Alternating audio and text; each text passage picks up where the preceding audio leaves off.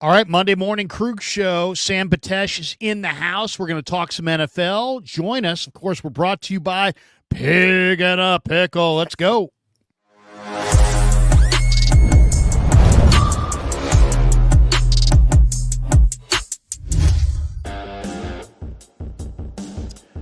Off and running on a Monday morning, 11:16 West Coast, 2:16 back east. Hope everybody's having a great day. Welcome to the Krug Show, brought to you by Pig and a Pickle, the best barbecue in all of Northern California. Check them out. They're in Emeryville. They're in Corte Madera. They're open 7 days a week from 11 a.m. till 8 p.m. or until they run out. Pig and a Pickle, the best barbecue in all of Northern California. We're also brought to you by Mancini's Sleep World. Their huge Memorial Day sale is live through June the 9th. That's right. Memorial Day continues at Mancini's until June the 9th. You can save up to $1,200 on select adjustable mattress sets, plus they're throwing in an extra 10% off with your promo code KRUG10. That's right. They got their best price guarantee, 365-night comfort guarantee, and free next-day delivery. So if you've been thinking about upgrading your bed, now's the time. Just make sure you jump on it before June the 9th. Make sure you use the code KRUG10 to save an additional 10% at checkout. That's KRUEG 10 at checkout at any of Mancini's locations or online at sleepworld.com. We're also brought to you, we should tell you, by Claw Daddy Arcades. That's right. Claw Daddy Arcades is a sponsor of the Krug Show. They're a great follow on Instagram at claw_daddy_arcades to find a location near you. They've got 3 down in Southern Cal. They've got one in Fresno, one in Modesto, and they got a brand new location opening here in the Bay Area. So Claw Daddy Arcades, bringing family-friendly fun to communities across California. Once again, he's a great follow on Instagram at claw_daddy_arcades to find a location near you. And we have the Mancini's logo up there for you all to see. But we also do have a Claw Daddy Arcades logo here as well that we can throw your way. And boom! Look at that. Yes. Look at that. You got a little Claw Daddy Arcades there. You can't beat that either. Sammy, good to see you, man. How's your weekend? Dude, Larry, it is great. It was beautiful to be with you for Memorial Day. That was a special one that we did. We did not miss a beat on that, and I loved getting the story from your father and the connection there with what Memorial Day really means to you and your family. So that was extremely cool. And these Mondays have been fantastic. And I know you threw a little bit of a new idea our way today, and I think it's a spectacular one. We will get to the breakout players, but I want you to explain now what we get to do on Mondays. Between the two of us.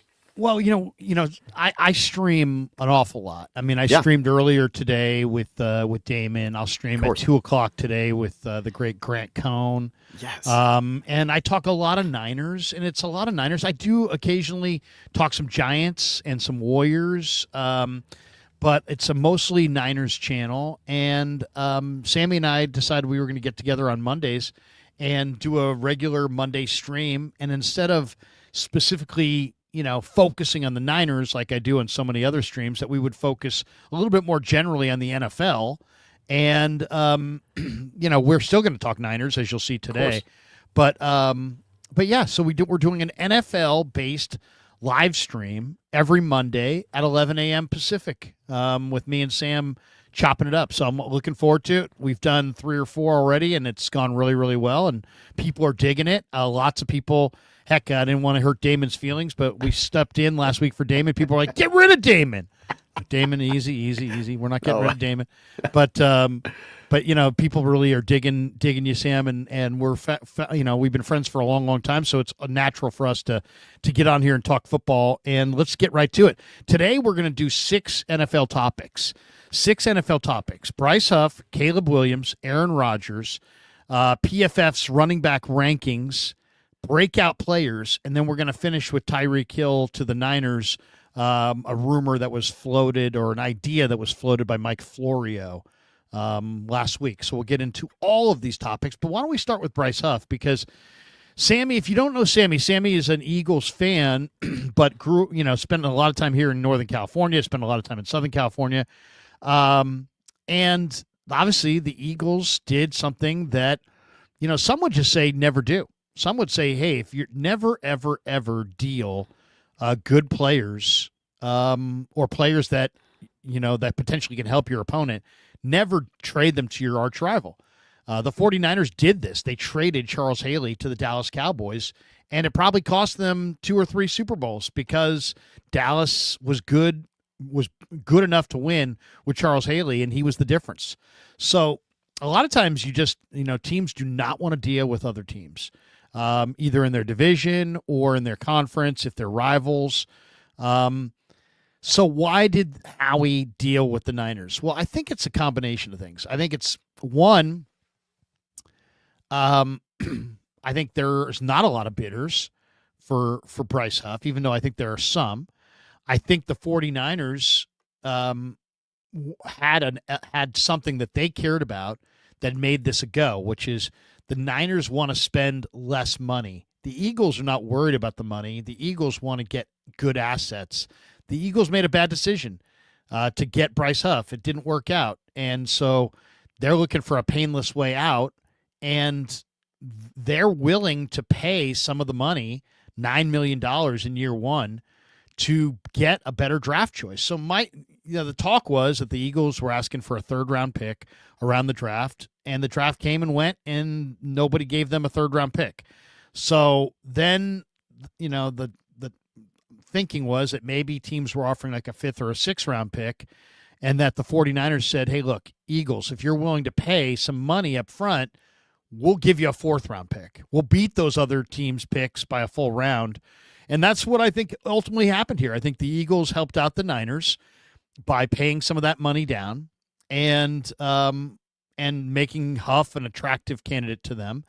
And then the Niners helped the Eagles out by giving them a 4th-round pick when they were probably going to get a 5th or a 6th at best if there was an offer out there, a competing offer. So I think it's really the Eagles just figuring out a way to use their financial, situation to improve their draft pick compensation. And I also think that the Eagles, because they won the Super Bowl, when you win the Super Bowl and your opponent wins 6 games, suddenly you have the upper hand. The year before, I don't know that they would have made this deal. No way. No way. But after they won the Super Bowl, and then you look at, Philly's depth chart, Philly's got Nolan Smith. Philly's just picked up Josh Uche. Philly just, they picked up Azeez Ojulari. I mean, they added to that spot, created a surplus, and then traded a player that didn't fit their scheme. And, but at the same time, the one fallacy is that Bryce Huff didn't play well. Yeah. Bryce Huff did play well last year. He just didn't play very much. And, my son put out a tweet earlier today, or he put it out yesterday, I think he did, where he kind of explored some of the stats. And one of the stats that's pretty interesting is last year, 2024, Bryce Huff ranked 10th in the NFL in pass rush win rate, 24.1% on true pass sets. That was ahead of Danielle Hunter, ahead of Eric Armstead, ahead of Will Anderson Jr. So there are people that look at Bryce Huff and say, 10 sacks in 2023, 2.5 sacks in 2024. He's a one-year wonder. But if you look closer at pass rush win rate, he really had good numbers in 22, 23, and 24. So he's not really a one-year wonder. He's a 27-year-old guy who fits the Niners wide 9 scheme a lot better than he fits the Eagles scheme. And so that's why the Niners did it. The Eagles did it because I think they're willing to trade him to the Niners because the Niners are willing to give that 4th-round pick. And I think the Niners are willing to give the 4th-round pick because they have 3 of them in this upcoming draft. And so they feel like they've got a surplus that they're trading out of there. So I think it's kind of win-win. It is, and Howie gets a lot of credit. Here's what happens. Your other point about winning the Super Bowl areas, now everything Howie does seems brilliant. Let's look at this. The idea that you got the draft capital is very smart. You had nothing for Bryce Huff. You had this huge paycheck. This guy doesn't play a single playoff game for you. He doesn't even suit up on Super Bowl Sunday, and you win the entire thing. So you've got nothing for Bryce Huff, which you've now turned into a 4th-round draft pick. But before we say congratulations, Howie, we at least have to admit that everything Howie touches doesn't turn to gold. And for no GM does this happen. But Bryce Huff undoubtedly is, for the Eagles, a mistake in regards to the amount of money that they gave him for what they got back in return. So let's just admit that and breathe and say it's okay. Everyone can make a mistake. They made a mistake. They did what they could to get something in a fourth-round draft pick back. And most likely we will be praising the Eagles next year around this time in the draft when they pick up something in the fourth round. And we can say, oh, that's what they're getting for Bryce Huff. It's going to look good on paper. That's fine. But let's also look at what Brandon Graham said. And for the Niners that want to feel great about this, read what Brandon Graham said about Bryce Huff. He loved Bryce Huff coming to Philly from the Jets. He absolutely knows that Bryce Huff is a player that can get after the quarterback. He is someone who he wants next to him on a defensive line, in a defensive front. This is absolutely, he was excited about the opportunity to have Bryce. And Bryce, simply in the scheme that Vic Fangio and the Eagles deployed, it wasn't always about going after the quarterback. What they do is not exactly the same scheme that Saleh had for him in New York, where he did certainly put up those 10 sacks. I mean, this is the same guy for sure. And I'm glad that Kevin put that out there for you, Larry. It is true. This player is capable of everything he did in New York. It just happened to be that in Philadelphia, the way that they put it together, he wasn't in the same scheme to be able to collect the traditional statistics that everyone hangs their hat on when it comes to this position. But Bryce Huff is absolutely the kind of player on a defensive line that you want. It just happened to be that for Fangio, it didn't fit with the rotation of players that they had, and they didn't need him on the field as much. And it helps a lot. Look, Jalix Hunt, it helps a lot that you've got players that you drafted that could do what Bryce Huff did, and being deep at this position. Larry, this Super Bowl has changed everybody's mentality about the defensive line. Being deep at that position is what matters now to teams. If you look at the first round of this draft, and if you look at the entirety of this most recent draft, teams have shifted based on what just happened to Patrick Mahomes in that Super Bowl because of what the Eagles did in getting after him. And Huff simply didn't fit the scheme of what the Eagles were doing. But Brandon Graham, who spent an entire season with him and is now very unbiased, he's retired, he's nothing to gain by saying anything, and he simply says, Huff's a dog. Huff's absolutely a guy that you want in there. So for the Niners, this does feel like a win. I'm not ready to say it's a win-win for the Eagles because I think it all comes back to what is that fourth-round draft pick going to be? Who is the player we get to circle and say Bryce Huff became this for the Eagles? Because right now, it's a price tag on something that absolutely did not deliver for them for this particular season, even though they have Super Bowl rings. Huff has a Super Bowl ring. They all get to say that it worked out in the end because there is no better happy ending than the Super Bowl championship. But Huff did not earn his money in Philadelphia. Not at all. Well, no question. I mean, everybody looks at football, and when you're watching it, you're seeing four guys rush the quarterback, and nobody really sees the nuances in these schemes. The Eagles run under Vic Fangio a 34 front, yes. 3 down linemen, a nose guard, 2 guys playing the 5 technique, and then outside backers flanked off of the outside of their outside shoulder. So you're talking about their starters at outside backer are Nolan Smith Jr., who was their first-round draft choice in 2023, and then Jalix Hunt, who was their third-round pick this last year. So then the Eagles in the offseason went and signed Azeez Ojulari away from the New York Giants. They signed Josh Uche, the former Patriot who was in Kansas City last year. They signed Patrick Johnson. Then they drafted Antoine Powell-Ryland out of Virginia Tech in the 6th round, and he was probably like a 3rd or 4th-round talent. So Smith and Hunt, that's 2. Uche and Ojulari, that's 4. Johnson and Powell-Ryland, that's 6. Most teams go with 5.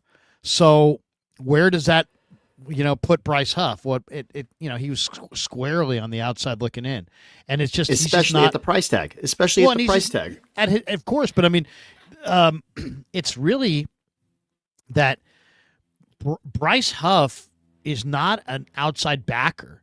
He doesn't stand up. He puts his hand in the dirt. He puts sometimes he'll go 4-man stand, 4-point stance, and he's down in the dirt with both hands. His game is he gets off the football, but he's not a drop and cover linebacker. So he's not a coverage player at all. He's only going to go forward. So, and you're right. Brandon Graham went on the Ross Tucker podcast. Here's the quote. I just think with the Jets, it was just that defense, man. I know what it's like playing in that 4-3 wide 9, go get it every play. It's always stop the run on the way to the quarterback. That's the slogan in that type of a defense. I feel like it's all scheme. I mean, I've seen different guys flourish in different systems, and then you see them get in another system. It's different. And when and what they asked of Huff this year, it just wasn't a great marriage, I would say. So this is according to Sports Info Solutions. Huff had 89 snaps last year where he rushed the passer in the wide 9 technique. That includes 13 snaps he played for Philly in the playoffs. Under Saleh in 2023, the year prior, that number nearly tripled to 240 snaps in the wide 9, which was the 8th most of any player in the NFL in 2023. So Nick Bosa was second in 2023 with 449 total rushes from the wide 9. So there you go. I mean, it's really more about technique. And Graham continued. He says, because I know Huff can rush. I see him doing all that, but sometimes it's just different with the type of scheme and what people ask of you and what they want you to be able to do. And maybe it just wasn't that for Vic Fangio. I just know that Huff's a baller, man. And hopefully for him, I just want it to be a win for the team and a win for him. In this case, I'm going to be happy if it's here or somewhere else for him to be able to show what he can do in these prime years for him. So, I mean, that's the thing. I mean, the Niners are getting a defensive end who's in his prime. The guy just turned 27 in January. He's 1 year removed from a career year. It's not like, anything last year added any tread to the tires. So, and once again, sacks don't do Huff's 2023 season justice. If you filter pass rushers from the wide 9 in 2023, Huff was 7th in quarterback hits. Bosa was 1st. 8th in quarterback pressures. Bosa was 2nd. When viewed from a percentage standpoint, Huff led the NFL in pressure percentage at 23%. So, I mean, come on, man. If you can get a guy like that, Huff was productive among players lining up in the wide 9 technique last year. He finished with the 9th highest pressure percentage, 17.9 of players with at least 15 pressures. He only had 89 snaps, so there wasn't an opportunity there the same opportunity that he had in New York, and that's obviously going to change with the 49ers. So it's just smart. It's smart that it's a fit. This guy's most productive years were with Saleh. This guy put the most together with Saleh. He's pairing up with Saleh again. This is the right thing for the Niners to do. And if you look at other opportunities the Niners had in this offseason, Bosa's brother is the other player we were talking about. Oh, maybe it would be fun to see Nick and Joey together. It feels to me like Huff's got more upside at this point than Bosa does. And we'll see. We'll see what Bosa does in Buffalo, which is interesting. Obviously, the Niners didn't go for that. And again, there was a nice price tag associated with Joey Bosa as well. This is interesting. Huff, to me, fits it better because of the age, as you just mentioned, and the idea that he's got this incredibly positive history with Saleh. Again, that's the magic here, Larry. Of all the teams, if you were going to put this guy anywhere, you'd have to say either going back to the Jets, and obviously Aaron Glenn didn't feel that was important for him, or following Saleh to the new scheme where you would assume he's got more around him in San Francisco than he had in New York. And he had too much around him in Philadelphia for what Fangio was trying to do. So this is you're going to hear from Bryce Huff this season. I could mark my hat on that. We are going to hear Bryce Huff's name this season in a positive way on the defensive side for the Niners. I absolutely think that is going to happen. I love this for Huff. I think this is the best defensive end the Niners have had since they've had opposite Bosa because, D Ford had 6.5 sacks in his best season. This guy's had 10. D Ford was old by the time the Niners got him and was beat up.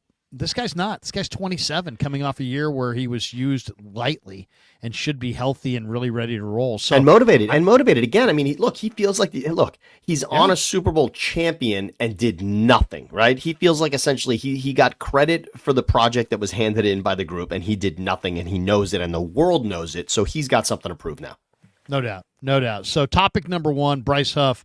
I think it's a win-win. I think the Eagles got a better pick from the Niners than they would have. I think the Niners win because they get a very impactful player. I mean, let's be honest here. In 2023, under Robert Saleh, Bryce Huff was third in the NFL in pass rush win rate. To get a player for a fourth-round pick in next year's draft who was, top 5 in pass rush win rate, you'd swear, oh, the guy has to be 35. No, he's 27. So you get a 27-year-old guy who last time he was in this scheme under this coordinator, he was third in the NFL in pass rush win rate, and now you get to put that guy opposite Nick Bosa. And then I know a lot of the negative Niner people are like, oh, they signed him after minicamp. They must have saw that Mikael Williams sucks. And it's like, no, wait a second. I think the Niners have probably been talking about this since March. I'm sure Saleh. You don't think Saleh brought this guy's name up immediately? Immediately. And I think they drafted Mikael Williams knowing that they were going after this guy, because Mikael Williams is a guy that you can play with Bryce Huff. You can move Mikael Williams inside in the NASCAR package on key third downs and passing downs, and just say, hey, Mikael, rush from the inside, which is what he's good at. Or he's one of the things he's good at. And then you have Huff and Bosa on the field with him. So I kind of think that this was not a reaction to what Mikael Williams did not do in minicamp. I think this was the plan all along. Go for Mikael, and then you'll be able to use Huff and Mikael on the field together in certain, NASCAR snaps. So I could see that. No matter what, it's too soon to say anything about Mikael. I can't imagine that there's a decision being your first round draft pick. By the way, your first round draft pick, you're giving every opportunity to prove you wrong first. He is going to get multiple opportunities to play. As a first rounder, they're not bouncing him after a minicamp. This is ridiculous. No, they're not dumping. All right, let's get on to topic 2. You wanted to bring up Caleb Williams. So what are we talking about today with Caleb? Okay, first of all, let's establish something. You and I stumbled on Caleb Williams last week. I think we were either ranking quarter. No, I think you know what it was. We were talking about different potential division winners. If we took the favorites out of each division, who could win a division? And I was kind of trying to talk the Bears into winning the NFC North. And you shared with me at that point, which you've shared with your audience many times, that you're just completely out on Caleb Williams. There is nothing that Caleb Williams has shown you, whether it's at USC, whether it's with the Bears to this point. There's nothing he's shown you that says this guy's going to be a franchise, legendary, superstar quarterback. And you might be right with what he's shown on the field to this point. And I told you I didn't know if I'm skewed on Caleb Williams because Jaden Daniels had such a spectacular season or if he really didn't show me enough. And then Caleb Williams comes out last week, I believe it was Wednesday. He just opens up and addresses the media, Larry, and he says, I want to get in front of something.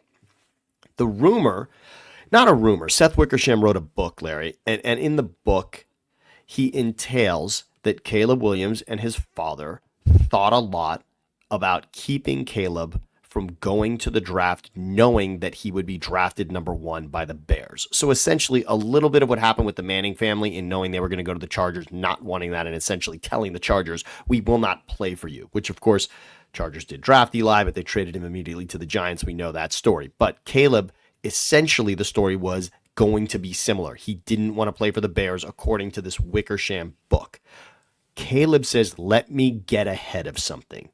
Yes, we had conversations with Minnesota that went very well, and that's not surprising because that's the reigning coach of the year right now. Not surprising that he had a good conversation with the Vikings, right? I mean, that of course, what they've done in that building is well documented, so nobody would fault them for that. They had a good talk with Minnesota. He said, however, we also had a good talk with the Bears about what we could be here, but there's no secret that the Bears have not produced a 4,000-yard passer, period. So I had to take that into account. So there's two things about this, Larry. Number one, I want to take the idea that you think Caleb's never going to be the person that the Bears need him to be. And I'm going to say that as of last Wednesday, he's proven to me that he can be that person, because instead of hiding from this story and waiting for someone to ask him numerous questions about it, he gets ahead of it, and he didn't spend 90 seconds talking about it. He talked about it for 4 minutes and addressed numerous angles on the story. And it proves not only leadership from him getting ahead of it, but the foresight that he had into what his career would be based on where he was drafted. Instead of just wanting to be the number one pick, he had to also calculate what it would mean that number one that particular season meant going to the Bears, and what is the history of the Bears at the quarterback position. To me, this is calculated, this is intelligent, and this is something you would want your own child to be thinking about if he were in the position that Caleb Williams was.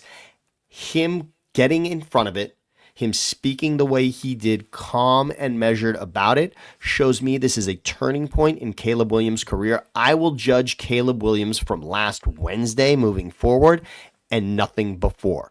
Now that I've set it up, now that I've explained what it is, now that I'm sure you've seen and heard and read some of the comments with what happened last week and the Wickersham excerpt also, Larry, does this change anything for you about Caleb Williams? Because in my eyes, this is the kind of leadership that the Bears are wanting from him, because there was also a story last week that the Bears wanted him to do things differently on and off the field.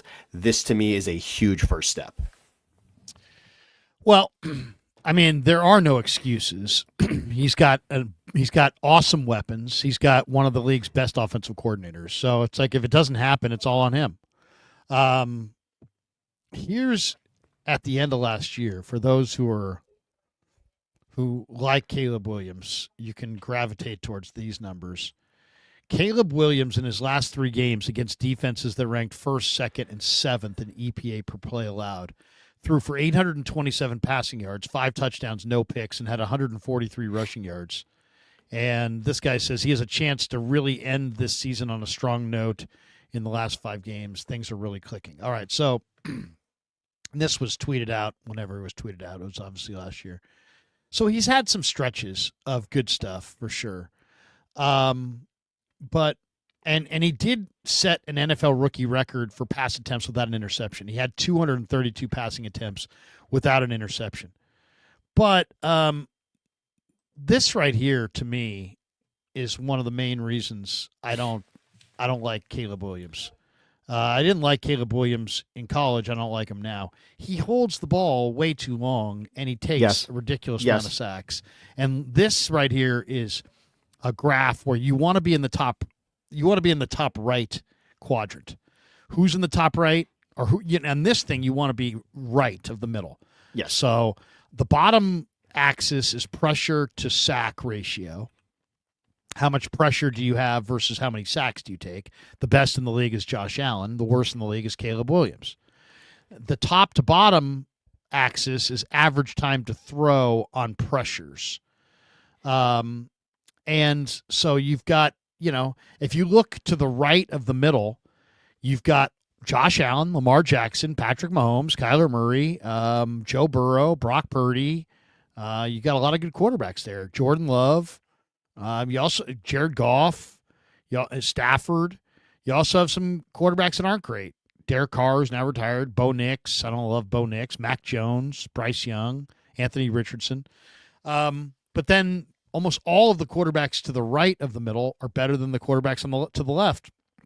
And then who's all the way the furthest in the bottom? The quadrant you want to be at is top right. The quadrant you don't want to be in is bottom left. Who is bottom left all by himself is Caleb Williams. Not great. It's not great. Caleb Williams literally in this is like the worst. So he holds the ball in eternity. He doesn't process what he sees quickly. He's got no excuses anymore because he's got all kinds of weapons. He's got a great coordinator. So yes, we'll see. But I love this move. From a leadership standpoint, I love this move, and it proves that he is ready to be a different person. Last season, head coach, coordinator, all of it out the door. None of us think that Eberflus did an amazing job after that Hail Mary game gone wrong against the Commanders. So this is the opportunity now moving forward. This is a fresh season, and he has now proven that he wants to get ahead of the negative spin. I love that from your quarterback. That is what you want to see out of your quarterback. Caleb Williams has a chance to prove something this season. You're right, he holds the ball. He's going to have to do something differently about that. He has an opportunity here. We're going to hold him the rest of his life up against Jaden Daniels. And right now, Jaden Daniels is winning that for sure. But when you're 1-1 in the draft, yeah, you're always under the spotlight. But he's getting in front of it. Of course, it's going to come down to wins and losses. Can he beat the Lions once? Can he beat the Packers once? Can he beat the Vikings once this season? If he does that, he's likely having a very good season. If he splits in the division, he is likely having a very good season. That division is a litmus test based on what happened last season. I mean, there was a moment in time before the end of that Commanders game where all four of these teams in the NFC North were playoff teams. A moment. For a brief moment, we thought, wow, the Bears could be a playoff team. Fell apart significantly after that and exploded on Thanksgiving Day. But we thought for a moment that it could happen. For a moment. I believe in these weapons, and I believe in this offensive coordinator, and I believe in this GM. I just don't believe in this quarterback. So I'll go out on a limb and say that. I mean, first of all, look at the weapons he has. At running back, he's got DeAndre Swift, Roshan Johnson, Kyle Monangi. He's got three pretty good running backs right there. Yeah. He's got a tight end. He's got Colston Loveland and Cole Kmet. And at receiver, he's got DJ Moore, Roma Dunze, and Luther Burden. I mean, come on, you got a lot of talent there. He's got an opportunity. He's got three new players in the interior, and Braxton Jones and Darnell Wright. Ozzie Trapillo, Karan Amagaji. I mean, they've got a lot of talent around him, and they've got an offensive coordinator. So I do think the Bears are going to get better as a football team, but I think Caleb, I'll say right now, I think Caleb is going to wind up getting hurt because he holds the ball forever. He's going to wind up getting hurt, and then he's going to wind up missing time, and then the Bears are going to thrive with one of their two young quarterbacks, Tyson Bagent or Austin Reed, and they're going to thrive. And then they're going to, of course, go back to Caleb. And when Caleb goes back in there, he's not going to thrive. And then you're going to have a quarterback controversy. So I'll say it right now. It's going to go down that way. He's going to get hurt. He's going to take hits behind that line because that's what he does. He holds the ball. He's going to take hits. He's going to get hurt. They're going to keep getting better as a team because of the coach and the talent, and they'll start to play some good ball and win some games under either Austin Reed or Tyson Bagent, and then they'll bring Caleb back. He'll struggle, and then you've got a quarterback controversy. That's I really believe how that's going to go. Well, maybe I'm wrong, but we'll see. I don't think so. I think Bagent's got some special traits. Reed was good at Western Kentucky. Throwing to Malachi Corley. I like both those guys. And now they both know the system. They've both been in the offense. I mean, obviously you got a new offensive coordinator, so it's a new system. So, I mean, but they know the NFL. They've had plenty of time to adjust to the speed. They know the organization.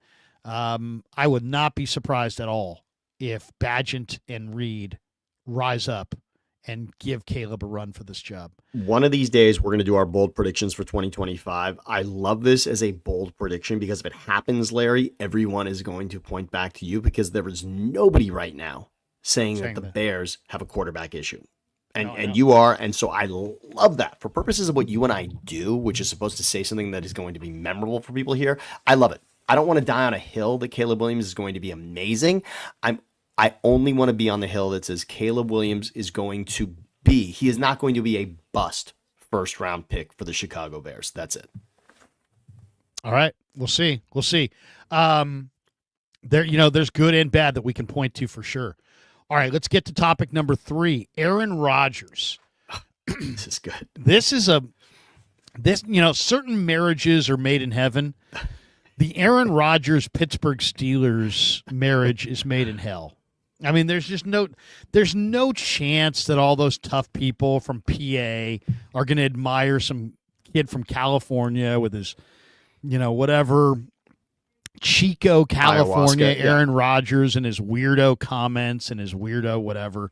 It just doesn't seem like it's going to fit.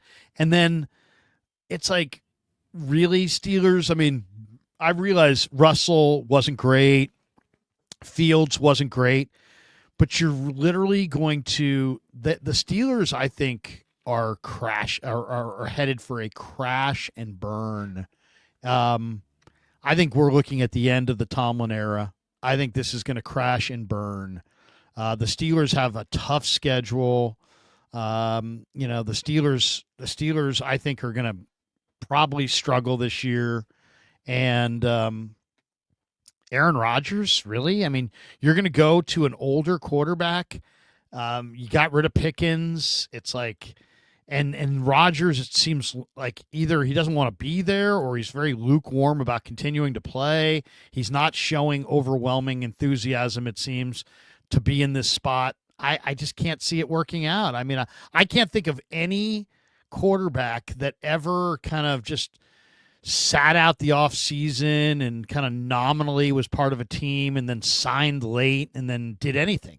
So I just think Aaron Rodgers is going to go there, and there may be a highlight here or there along the way, but I think it's going to end with him getting hurt and them going to Mason Rudolph and them sucking. And I think Mike Tomlin's always been 500 or better. He's lived on that, but not this year. They're going down this year.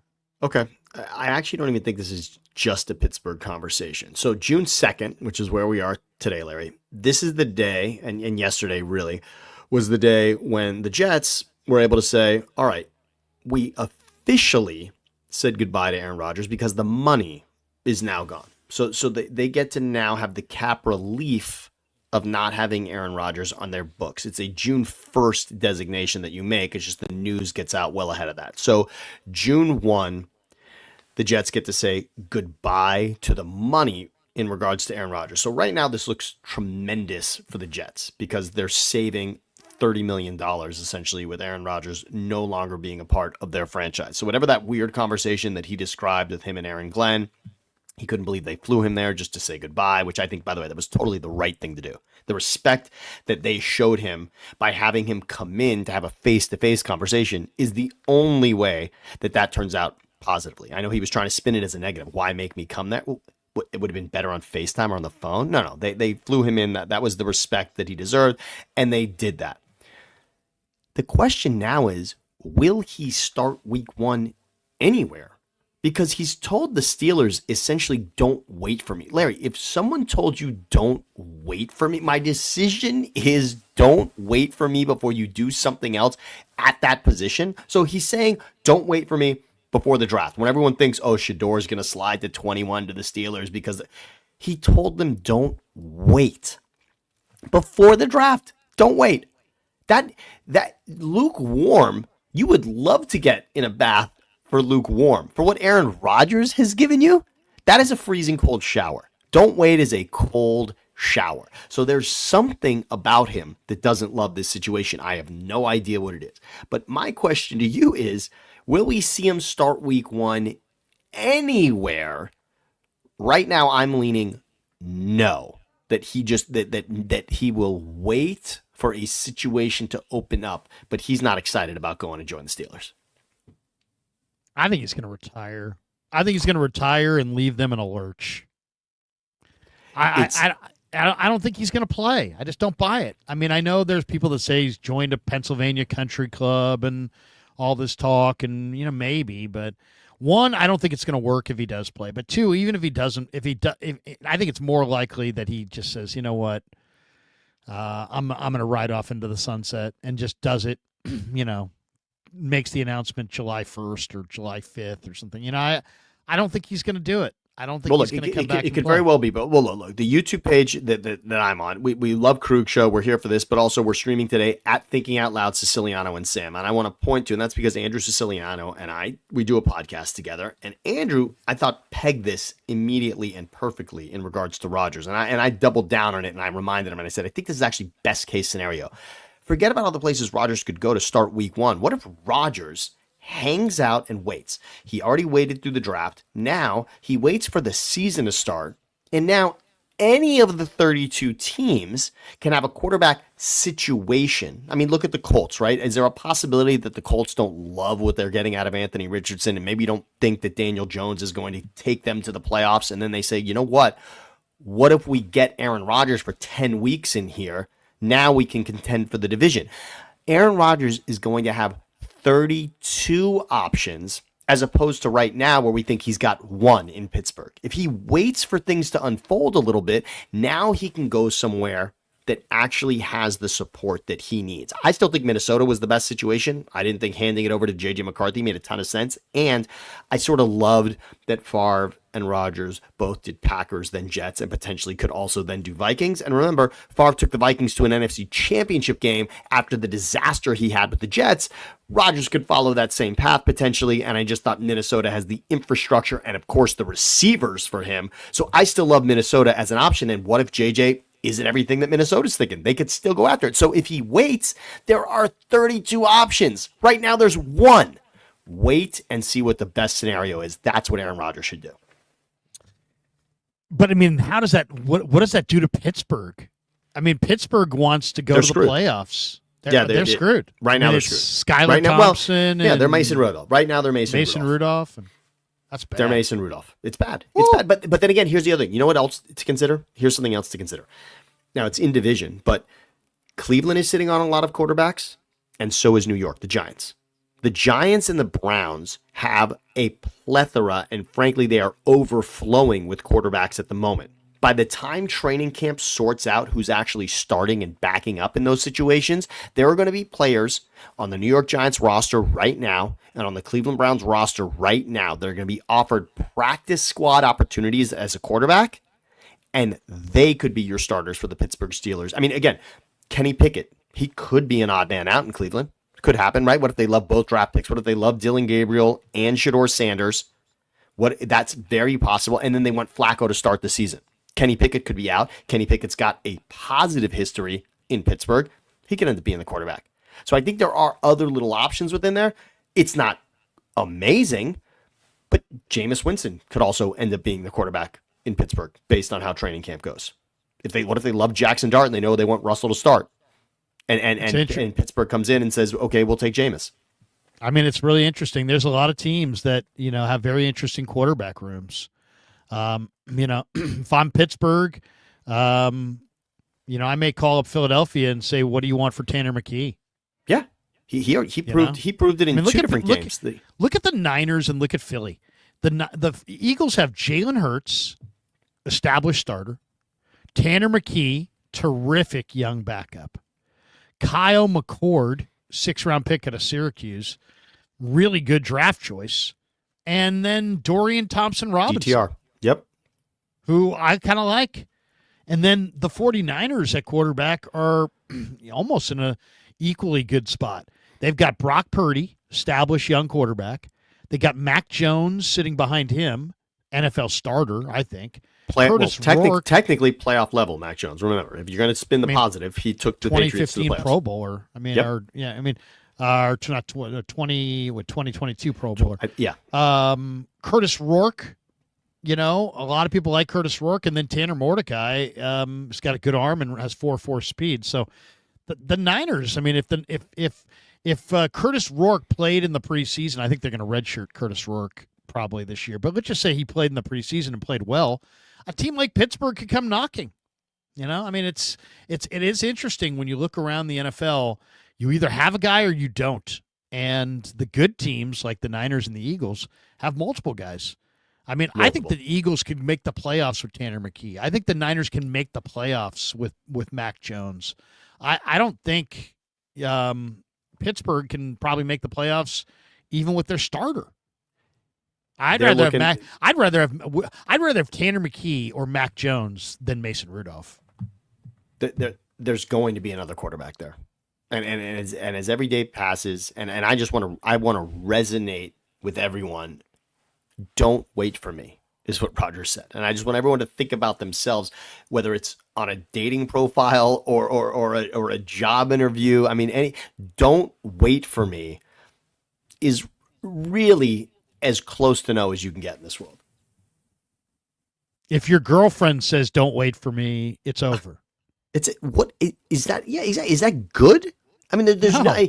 Don't wait for me. Just that means make other plans. That's exactly what it means. Is I don't want to be on the hook when you tell me we're screwed. It's not my fault because I told you don't wait for me. Period. Unbelievable. Let's get to topic 4. PFF has running back rankings, and CMC's not top 5. In fact, I saw the rankings the other day, and I think I would have moved him up a spot, but not more than a spot. Well, all right. Let's take a look at this because I really like first of all, we both really respect what PFF does. PFF does a tremendous job. It really just an incredible job in just dissecting who players should be, where they will be, the projections for what they're going to be. They do such a great job of giving you other metrics with which to take your players and stack them amongst each other instead of the traditional ways. And this list is great. And if you want to share it, we can go through. I've got it here starting with Derrick Henry if you want to share this. So Derrick Henry's at 1. And I don't think anyone's really going to say necessarily. Although heading into 2020, I do actually want to talk about this. So you said it. Christian McCaffrey's number 7 on this list. And we'll scroll through. We'll get to the 10 and decide whether we hate this. Now, this isn't just based on the number. Yes, every player is graded. These numbers are not simply based on the grades, and a couple of reasons why, because we have new players that are entering this, like Ashton Genty. So, of course, there is no professional NFL grade on Ashton Genty yet, but this is not just 1 through 10 according to PFF's grades. This takes the grades into account, and then this suggests where these players will be for 2025. Is Derrick Henry at his age heading into, not saying the best running back last season, but heading into 2025? Do you like Derrick Henry at 1, Larry? No. Because I think I just think there's tread on the tire. It worked incredibly well in Baltimore. He obviously shares that responsibility of running the ball with Lamar Jackson. So it's nice. It's not all on him the way it was in Tennessee. But I don't think Derrick Henry is young enough to be number 1 on this list heading into 2025. I'm sorry. I just don't see it. Well, and it's all predicated, too, on the Ravens. I mean, the Ravens have a tremendous offensive line, and the Ravens, have tight ends that are offensive linemen, so they put extra offensive linemen. They go big people all the time, and this guy's been effective running behind their killer line. And you mentioned Lamar adds an extra, dimension to their offense that most teams don't have. So I think all those factors make Derrick Henry better than he is. So maybe he's worthy of this ranking based on all those things. But if it was just Derrick Henry in a vacuum against some other back, no. He's got multiple major advantages in Baltimore. Exactly. All right. So let's go to 2 on this list. Now, it's tough to really argue against Saquon, and you're going to see Bijan's there at 3rd. And he should have been 1. But Saquon probably should be 1. But again, I'll make the same argument that we just made. The same argument that we just made against Derrick Henry probably works against Saquon. And if you look at the history of backs who've gone 2,000 yards, now granted, no one's ever run for 2,000-yard seasons. Now, that's not that surprising because it's such a ridiculous mark to hit. But most guys after that 2,000-yard season, Larry, that's a lot of tread. Now, yes, Saquon rested Week 18 to not chase the Eric Dickerson record. And instead, of course, yes, he's rewarded with not only a Super Bowl championship, the most yards that anyone has ever run for in one season, if you include playoff games, is 2024 Saquon Barkley. So congratulations. It's also more games. It is, but can we say that at least I have an amazing argument that the greatest single rushing season in the history of football is Saquon Barkley last season? Oh, he's a great back. He's a terrific back behind a terrific line. You know, I mean, There's very little to suggest that 2025 won't be amazing for Saquon, but I also think number two might be rich on this based on the age. I think what we got out of Henry and Saquon for last season puts them 1 and 2. But if you're projecting to 2025, I'm not sure about that. And you can see who number three is, Larry, with Bijan. Do you believe in Bijan here at 3?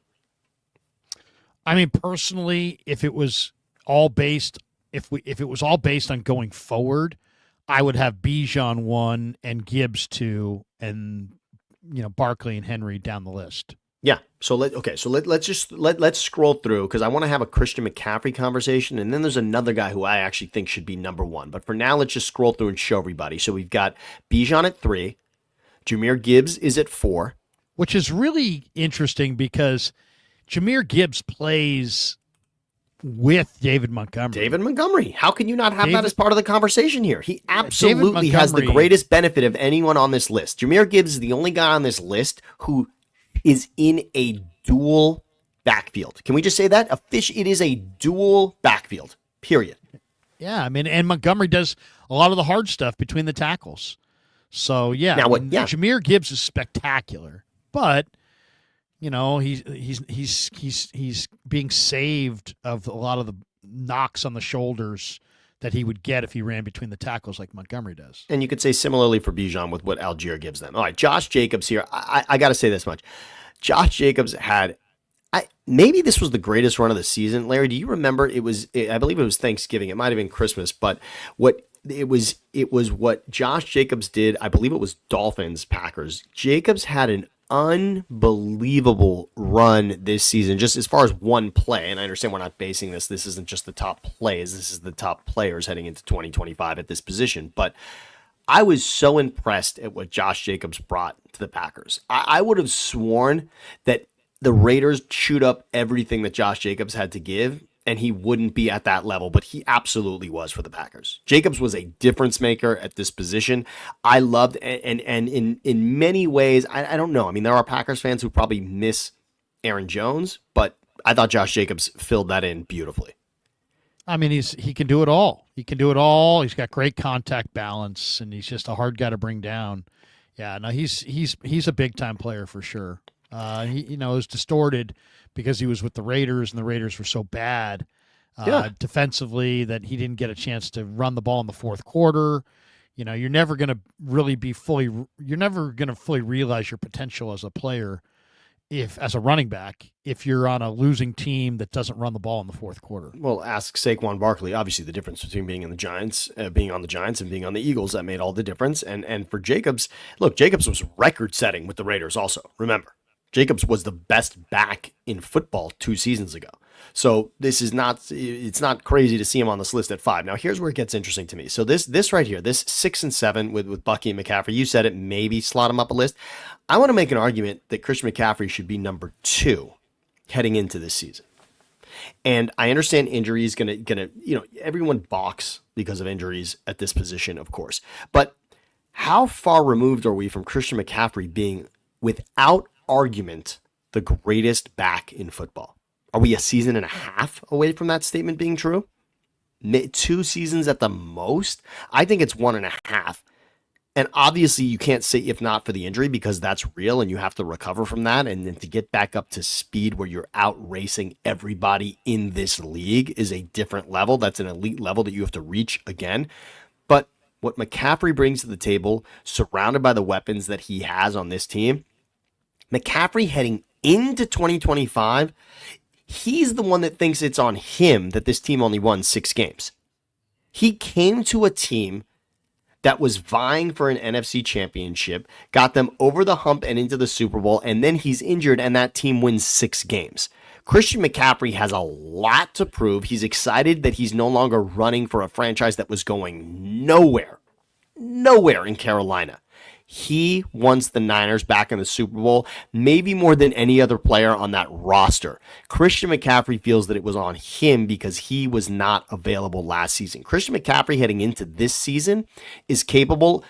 He's more capable than any other back on this list. I think McCaffrey is by far the most versatile back on this list. By far, without question, he can do the most when it comes to running the ball catching the ball and being diverse, Christian McCaffrey is still number one. I'll put him at number two heading into 2025.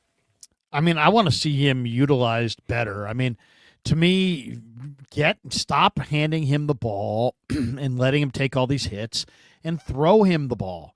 I mean, why have a great receiving running back if you're not going to isolate him against lesser athletes and throw him the ball? I mean, throw him the football.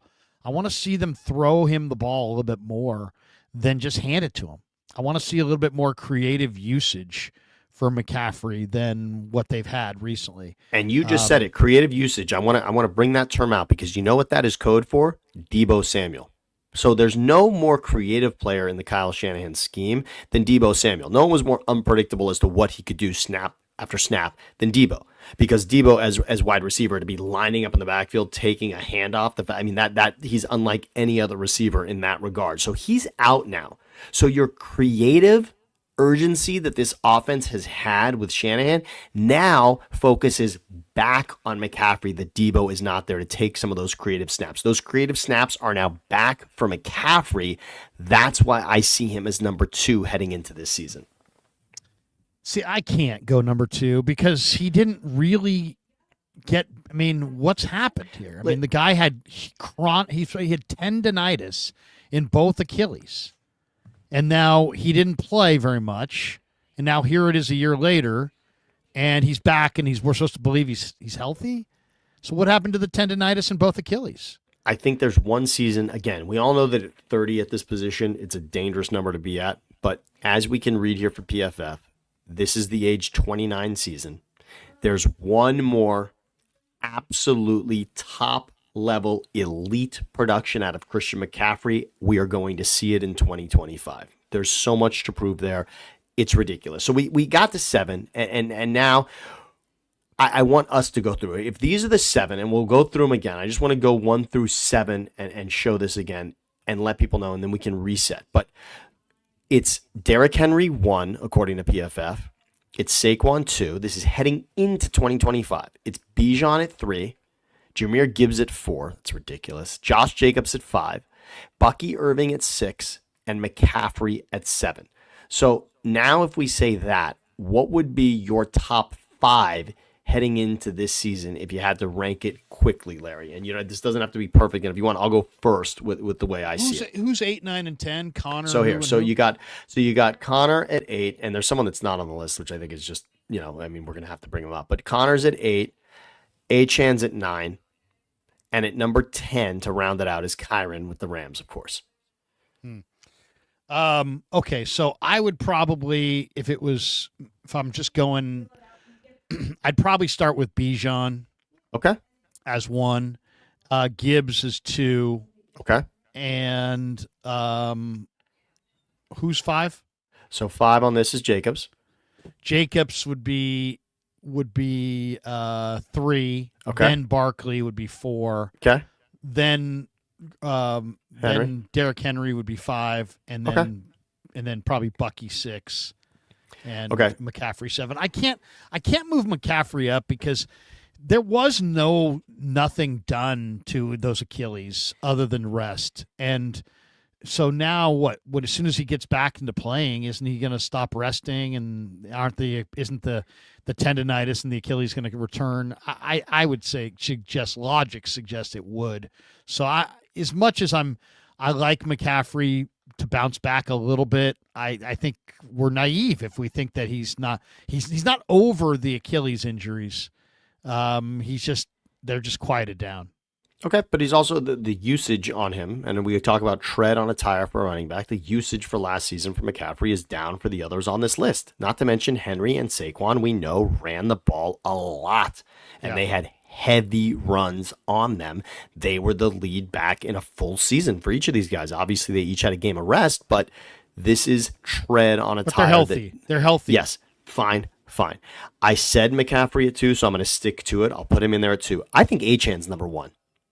Mostert's out in Miami. This is a team that's going to rely less on Tua. We're going to get to it. Maybe Tyreek's not even there. This is a team that knows it can run the ball well, and Achane is so good at catching the ball and running the ball. He's very versatile in that offense. What that coaching staff, what McDaniel's able to do with Achane, again, Mostert was nice. They were able to kind of share it a little bit, but last season was less of a share, and now Mostert's gone. Achane is young enough and special. I think he comes in at was he 11 on this list? Let's see. Achane is down here. Achane's 9 on this list. I love Achane from an age standpoint and what he does and in the creativity of this offense. So I'm going to have Achane at 1, McCaffrey at 2. I'll put Saquon and Derrick Henry 3, 4, and I don't care what order. And number 5, Ashton Genty. Ashton Genty is going to be a firecracker in this league. I absolutely love what Ashton Genty is going to bring to the Raiders, and we just talked about it with Josh Jacobs was able to lead this league in rushing 2 seasons ago. Now with Pete Carroll and Chip Kelly, Ashton Genty is going to be the player we are talking. This is the offensive rookie of the year. I don't know what it is in Vegas right now, but Ashton Genty, we should both be putting that money down right now. Ashton Genty comes in. He will be a top 5 back this season. Ashton Genty, when he was drafted number 6 overall, I tweeted it that night. Ashton Genty could be the number 6 pick in your fantasy draft. That's how excited I am about what Ashton Genty is going to bring to the table. I understand the rookie, the interest in the rookie. I just don't like that rookie because I don't like that line. I'll go with 2 rookies that I think. I'm going to go with one rookie that I think is going to have a monster year. Sure, and that's Amarion Hampton. Yeah, with the Chargers. Now the Chargers have a really good offensive line now. You got Rashawn Slater, you got Joe Alt. They just brought in Mekhi Becton on the right side. You got a gigantic right side of the line. Zion Johnson was a first-round pick. Rashawn Slater was a first-round pick. So you got 2 first-round picks on the left side, and you got 2 big dominators on the right side. And you got Amarion Hampton, and you've got Najee Harris and other guys there too. I mean, Kamani Vidal, Hassan Haskins, Raheem Sanders. But I think Amarion Hampton is a great back, and I think he's a great back running behind a great line with a quarterback that has some weapons now in Trey Harris and McConkey, Keandre Lambert-Smith. So I like Amarion Hampton. It's a great one. Amarion Hampton to bust out, and if he's not the guy, I like Travion Henderson in New England to bust out. And the only problem there, I think New England's got. I think there's a 2-headed monster there, so that's the only reason I think that there could be because they're very excited still about. I mean, they didn't run the ball terribly last season. I mean, it wasn't a special running game, but I love what you're saying about Hampton. I am absolutely crazy about Genty. I can't imagine that a guy that just set the college football world on fire the way that he did, to know that every week from a Boise State standpoint, that's the one guy you got to stop, and he's still 100 yards every single week. This is next level special. This is Saquon out of Penn State special. That's what Genty looks like, and I can't imagine it's not going to be that. I love Genty. My question with this is just, once again, DJ Glaze, Colton Miller, Dylan Parham, sure, Jackson Powers Johnson, Alex Kappa. I'm more concerned about those guys. But I like the Raiders, and I like Genty for sure. I'm just not convinced he's going to have a big year. All right. But I think 2 things to remember. I want everyone to remember this because we like to be a little bold. The things that you should remember based on this from a running back standpoint. The thing that we said that should stand out. Number 1, you should remember the name Amarion Hampton. So everyone can credit Larry and us with that. If that turns out to be that the Chargers running game is that special, remember that we said that. I said Genty will be a top 5 running back this season. And I said Christian McCaffrey is going to be the second best back. So those are things that you're not going to hear everywhere, and people have forgotten about Christian McCaffrey. Larry, even you who talk Niners every day, that name should be more significant. That name should fall out of our mouth more often than it does, because we're so caught up in the Brock Purdy conversation, and then we're caught up with rumors and other things that are coming out, and Kittle gets signed and Warner, etc. But Christian McCaffrey could be the most important. We'll do that one day. We'll rank the sort of most important Niners heading into the season. To me, it's McCaffrey number 1 in a landslide. Let's go with our breakout players. Yes. Guys that we think are going to break out and become big time. What do you got?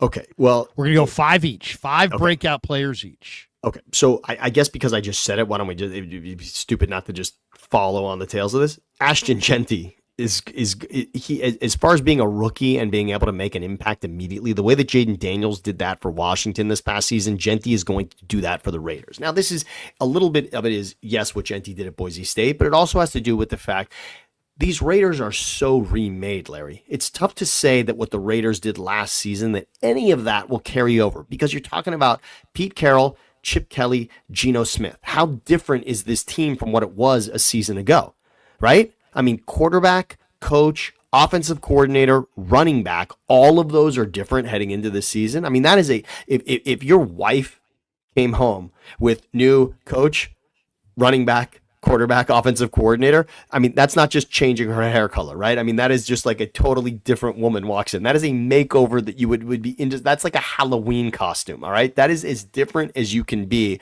from one season into the next. The Raiders, from an offensive standpoint, are so different than they've been over the last 5 seasons, frankly, that none of us have any idea what to expect here.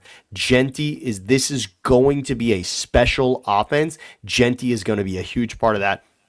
He's maybe, from a breakout standpoint, I'm not any more. I'm most excited about Genty. Anyone else I say on this list is I'm mild. I'm lukewarm about. The Genty thing I am bullish about. Genty, this is a breakout. Like I said, from a fantasy football, you and I are talking actual football here, wins and losses, Super Bowl playoffs. We're not talking fantasy, but Ashton is so exciting when I talk breakout. This is also a fantasy conversation. Ashton Genty, not even just in keeper leagues, Ashton Genty is a player who should be considered if you have a top 3 pick in fantasy football.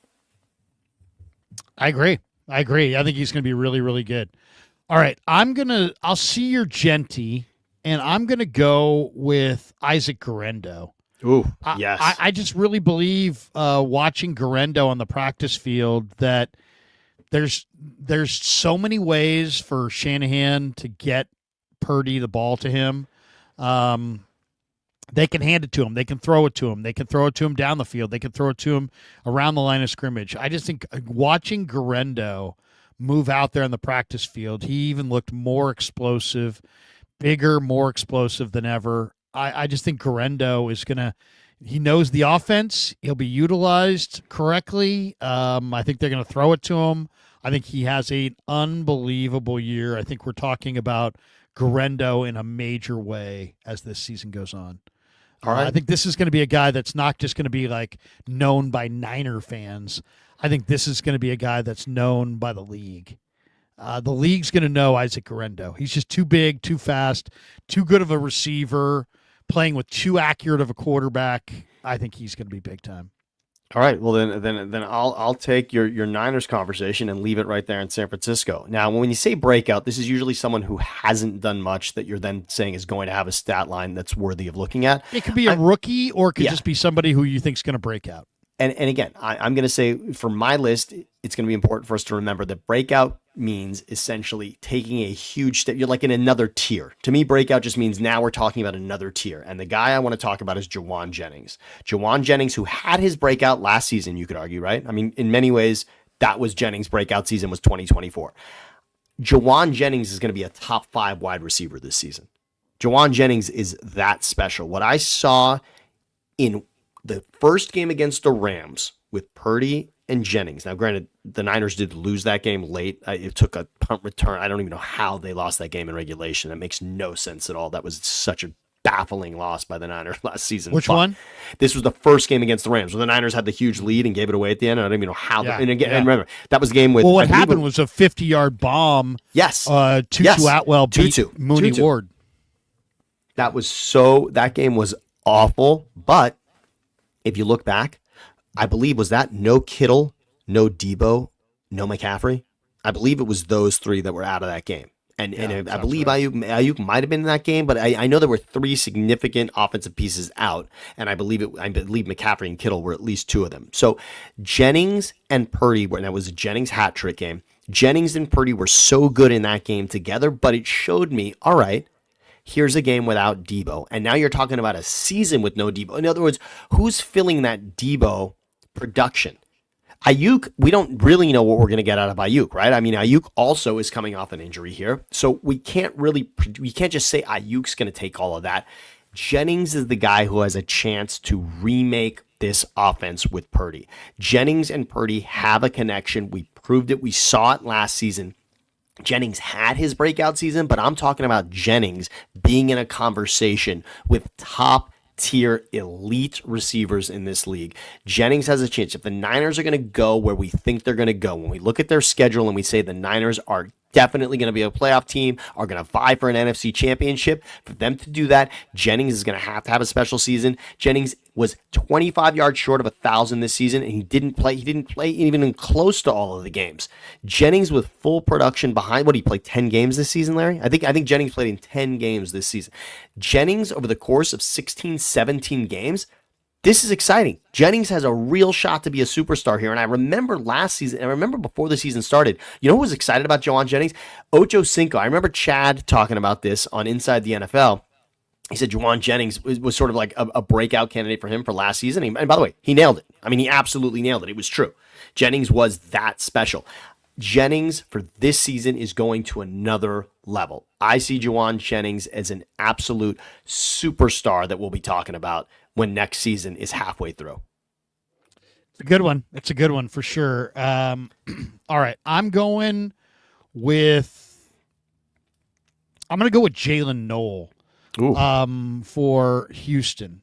I just really think that they got Higgins and Noel both from Iowa State, and they took Higgins first, but I think Noel is going to be the better player.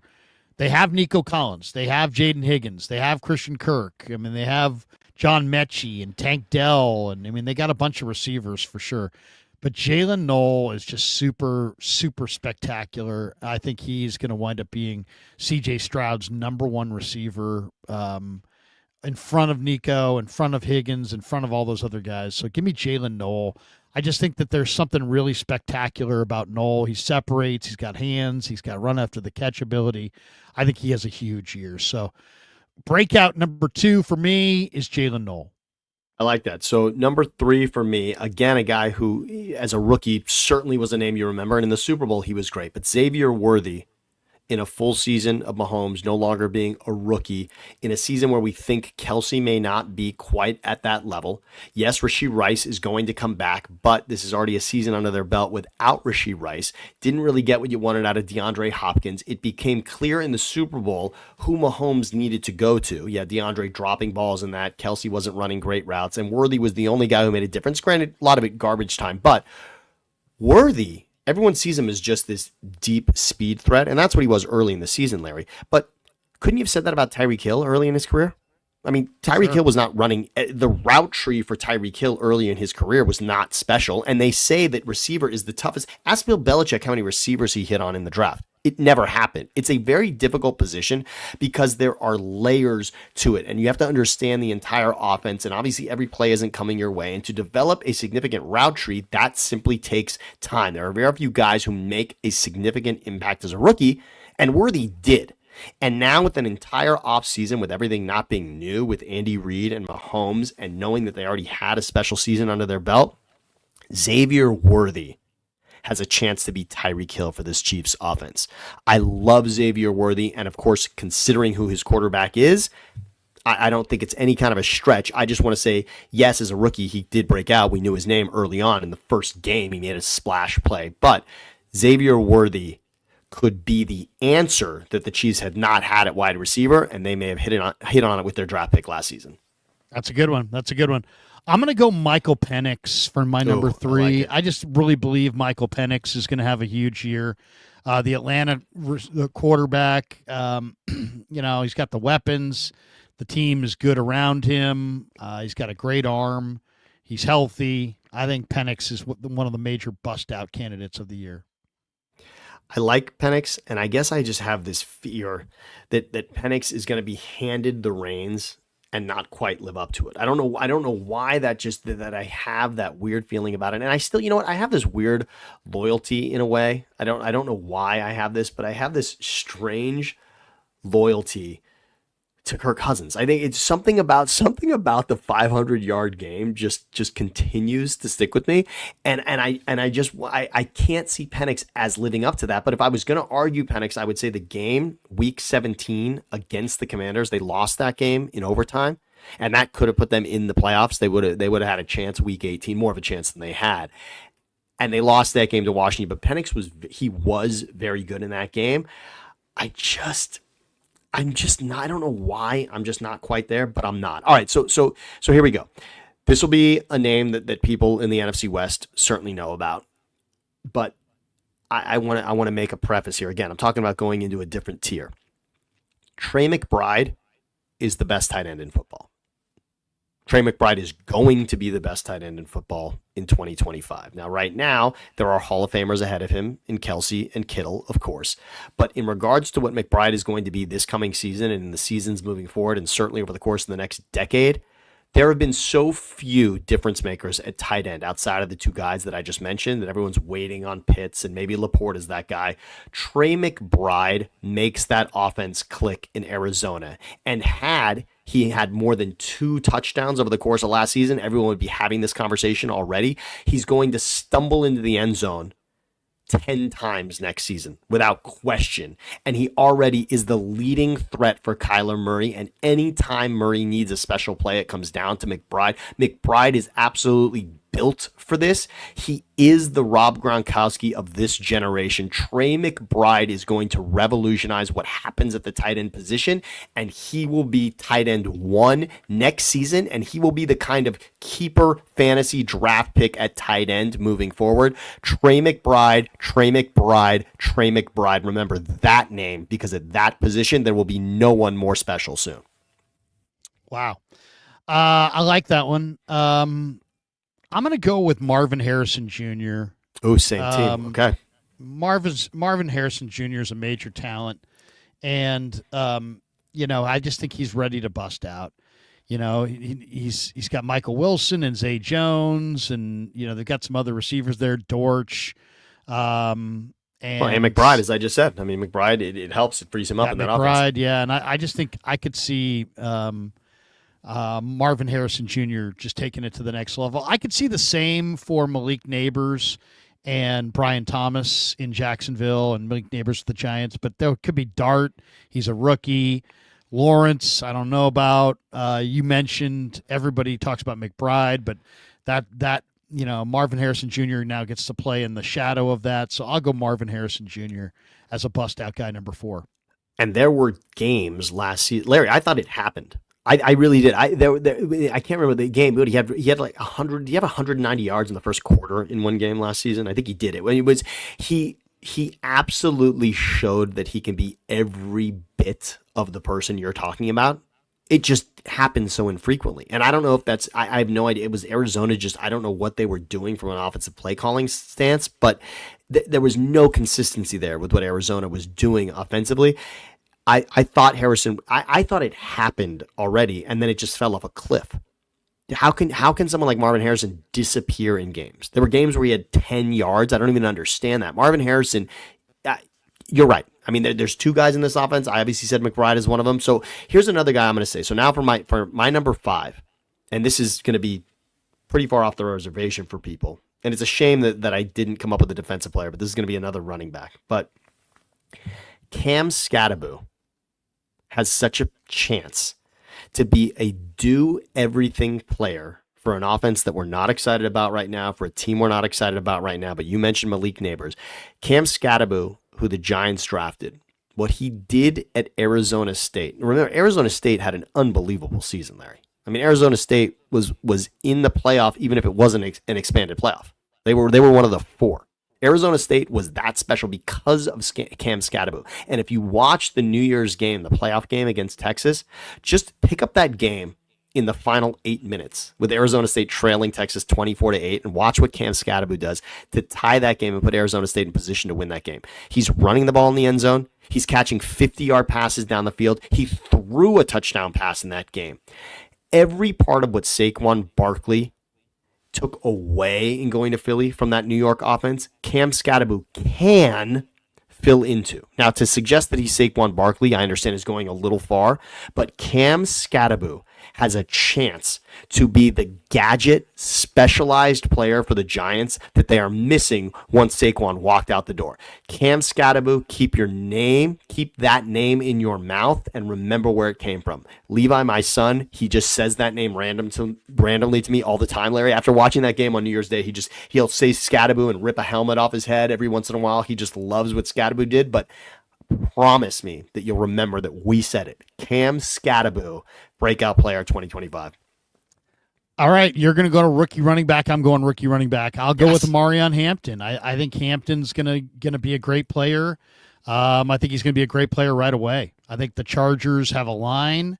They've got weapons. They got a quarterback. They got a veteran running back there in Najee Harris to kind of compete with them. But I think Hampton is a difference maker, and I think Marion Hampton has a huge year in L.A. with the Chargers.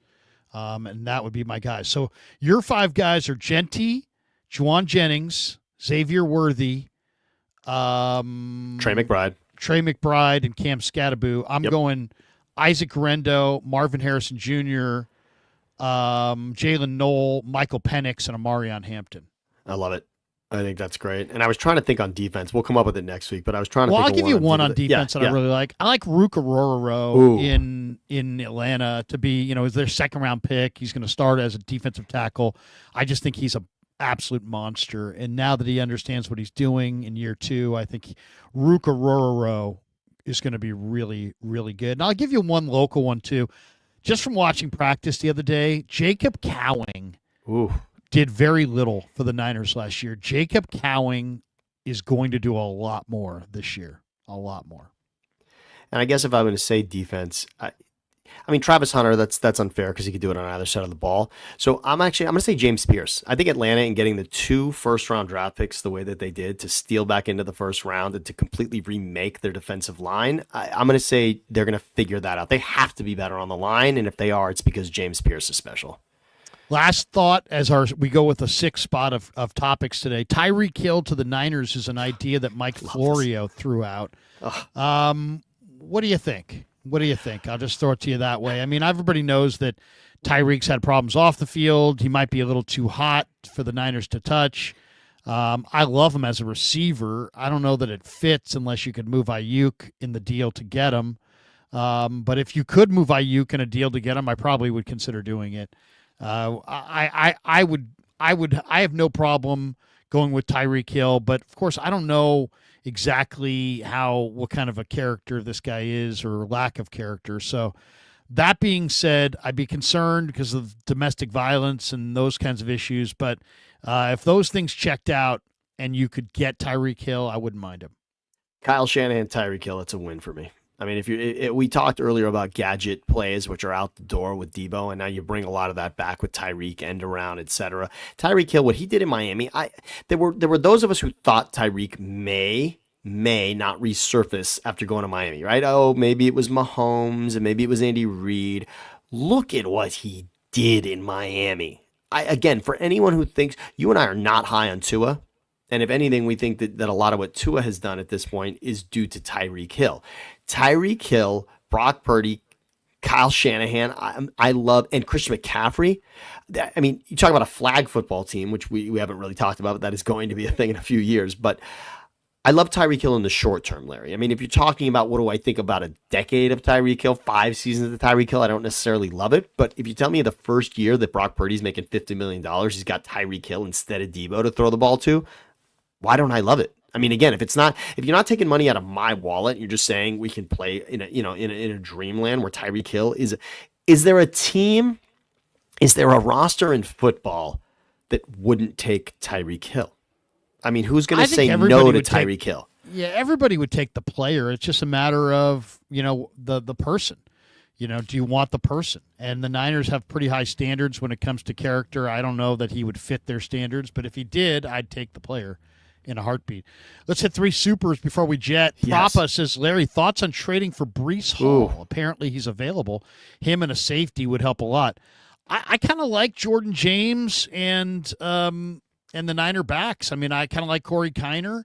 Brees Hall's nice. He's definitely got a lot of speed. He played at Iowa State. I think he would probably cost more. I'd rather have Malachi Corley, to be honest. I think they have a greater need for a receiver that can replace Debo than they do have a need for a running back when you already have CMC and others. So I would probably pass on Brees Hall, depending on the price, but I'd be very interested in Malachi Corley. As far as a safety, yeah, I could see the 49ers going with the safety. Definitely, depending on how long Malik Mustafa is going to be out.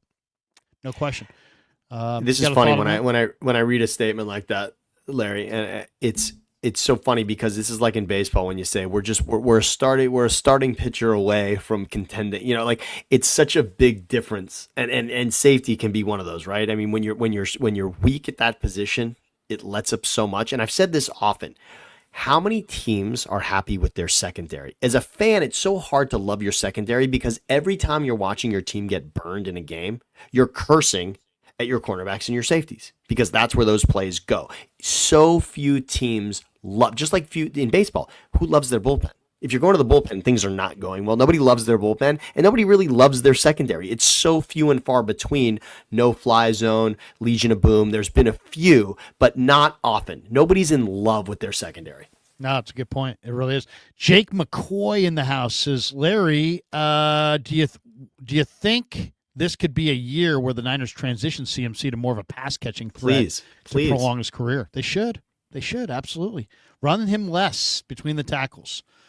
Joseph Ernberg, Larry is the most negative person I've seen. Wow, I always say that about Ernberg. Sorry about that, Ernberg.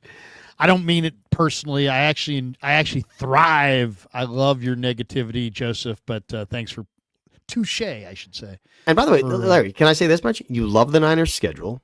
You're talking up the first round draft pick. You like the Brock Purdy signing. Negative if you're a Niners fan, Larry's. You're thinking positive in a lot of key spots here.